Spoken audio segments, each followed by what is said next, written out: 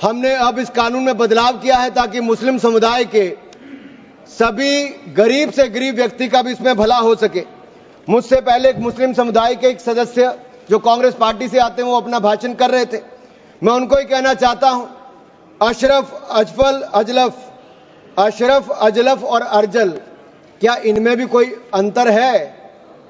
और राहुल गांधी जी से पूछना चाहता हूं, और अखिलेश जी यहां पर पहले ज्ञान बांट रहे थे थोड़ा सा, क्या मुस्लिम समुदाय में भी जातियां हैं? क्या भेदभाव है? क्या छुआछूत है? लाल टोपी वालों का मैं बताऊंगा भी 2017 में जब आपकी सरकार आने से पहले घोटाले कितने थे? एक नहीं अनेक, लेकिन इनके काले कारनामे आज खत्म हो जाएंगे सर। ये विधायक कांग्रेस की तुष्टिकरण की राजनीति का अंतिम संस्कार करने वाला है, मैं विश्वास दिलाना चाहता हूं। This will be the last nail in the coffin of Congress politics of appeasement. अगर आप देखिए, इन्होंने इससे पहले भी पंडित जवाहरलाल नेहरू जी ने पहले तो देश के विभाजन करने में वो काम किया, उसके बाद धारा 370-35 से देकर ऐसे जख्म दिए कि हजारों लोगों की मृत्यु हो गई। लेकिन ये नरेंद्र मोदी जी की सरकार थी जिसने धारा 370-35 को सदा के लिए खत्म करने का काम किया है। यह हमारी प्रतिबद्धता थी मुस्लिम समुदाय की बहनों की ओर। जो ट्रिपल तलाक से निजात दिलाने का किसी ने काम किया तो नरेंद्र मोदी की सरकार ने किया है। आपने तो वायदा किया था कि जो पाकिस्तान, बांग्लादेश और अफगानिस्तान में रह गए हैं उनको वहीं पर पूरा न्याय मिलेगा, लेकिन नहीं मिला। लेकिन उनको भारत में भी आकर अगर उनको नागरिकता देने की बात थी तो आपकी सरकार में 60 सालों में नहीं हुआ। सीएए कानून किसने बनाया? तो वो भी नरेंद्र मोदी की सरकार ने बनाकर वो काम किया है। मैं एक बात और इसमें कहना चाहता हूं, अगर इसमें एक के बाद दूसरा देखा जाए, कांग्रेस ने कहीं ना कहीं और कांग्रेस के सहयोगी दलों ने वोट बैंक के लिए संविधान का सौदा कर लिया है, और ये सौदा ही किया है। तभी तो हमने एक के बाद दूसरे उदाहरण देकर कहा कि आपने कैसे उसको अपना वोट बैंक किया, एटीएम बना के रखा।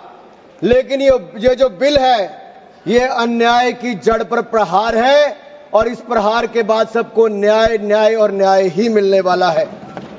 हमने कहा है कि प्रत्येक वक्फ संपत्ति रजिस्टर हो, पंजीकृत हो, उसके आंकड़े होने चाहिए, और हर झगड़ा कानून के अंतर्गत हल हो, किसी डर और भय के अंतर्गत ना हो।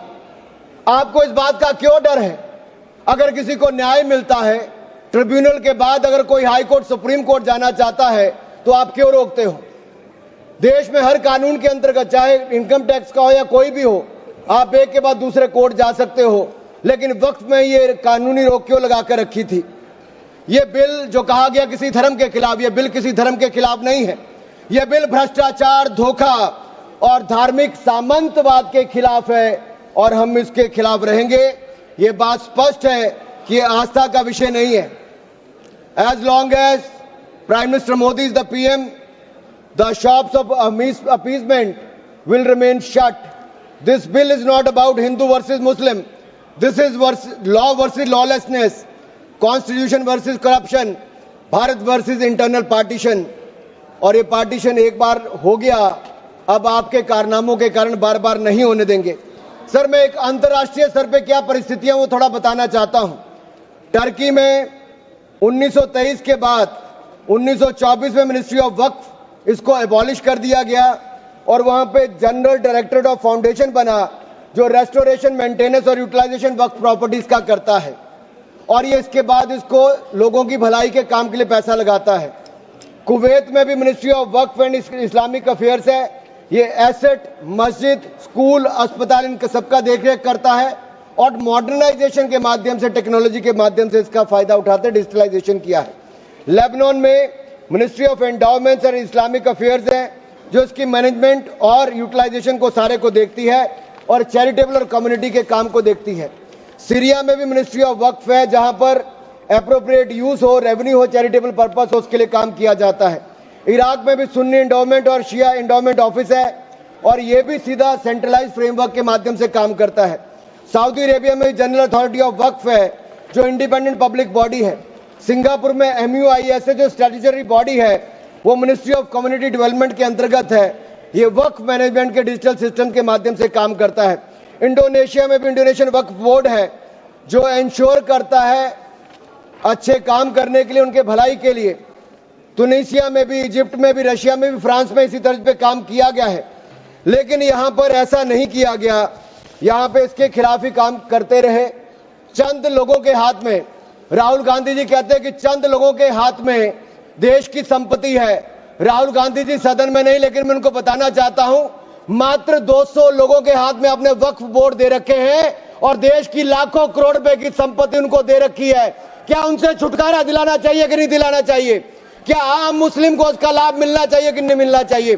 क्या मुस्लिम महिलाओं को, बच्चों को लाभ मिलना चाहिए कि नहीं मिलना चाहिए? क्या विधवाओं को लाभ मिलना चाहिए कि नहीं मिलना चाहिए? आप महिला विरोधी क्यों हैं? मुस्लिम विरोधी क्यों हैं? आप बदलाव विरोधी क्यों हैं? ये सवालों का जवाब आपको देना ही पड़ेगा। सर, एक कहावत है जो यहां पर बाहर कहा जाता है कि पता है यहां से बहुत दूर, पता है यहां से बहुत दूर और गलत और सही के पार एक मैदान है। पता है यहां से बहुत दूर, गलत और सही के उस पार एक मैदान है। मैं वहां मिलूंगा तुझे, और अगर वक्फ का बस चला तो वक्फ की संपत्ति बन जाएगा। यानी कि जिस पे भी नजर रखोगे वक्फ की संपत्ति बन जाएगा और उसमें से आपको इंसाफ मिल नहीं पाएगा, क्योंकि ऐसी हालत कर दी है। सर, अगर आप देखेंगे वक्फ की सच्चाई क्या है, भारत में ऐसा कौन सा कानून है जिसने आपका घर, आपका मंदिर, यहां के आपके पूरे गांव छीन लिए?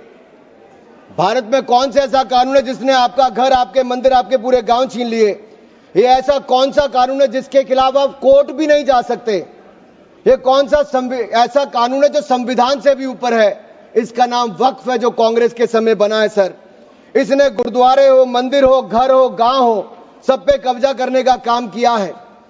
एक तुगलकी भी फरमान है सेक्शन 40, इसमें दान देने वाला किसी भी धर्म का हो सकता है, लेकिन देखभाल करने वाला मुसलमान ही होना चाहिए।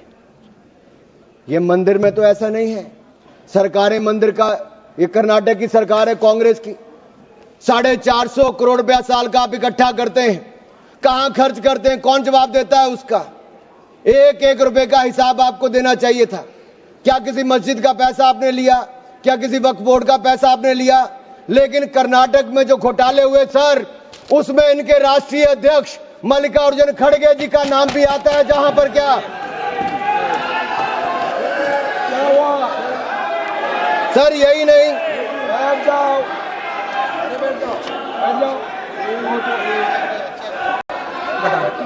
सर सर मैं इसको माननीय नहीं सर, मैं सबूत के रूप में सर मैं लाया हूं सब कुछ। मैं बोल दिया सर, ऐसा गिवन द डिसीजन, निर्णय दे दिया बस। प्लीज सर, नाम नहीं लेता सर, मैं नाम वापस ले लेता हूं सर। बड़ी मुश्किल से परिवार के बाहर सर, इसमें सर मैं टेबल कर देता हूं सर, मैं टेबल कर देता हूं सर। ये मैं टेबल कर देता हूं सर। सर, आपकी अनुमति हो तो मैं ऑथेंटिकेट करके टेबल कर देता हूं सर। रेणु जी, नाम वापस ले लिया। एक मिनट, वापस ले लिया। ठीक है, एक मिनट आप सब बैठिए, आप सभी लोग बैठिए, आप सब लोग बैठिए। माननीय Venugopal ji, please please please. Sir, we are